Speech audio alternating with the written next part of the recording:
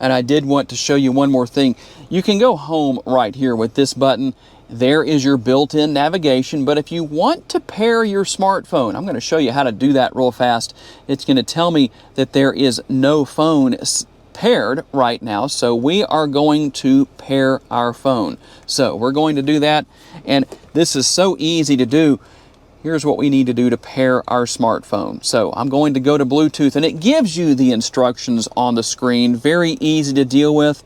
You can use a wired connection if you want to, but you don't have to do that. So we're going to scroll all the way down here to the bottom. You can see my QX80 right there. So we're going to do that. We're going to select pair right there. Makes that nice and easy. We're going to select allow.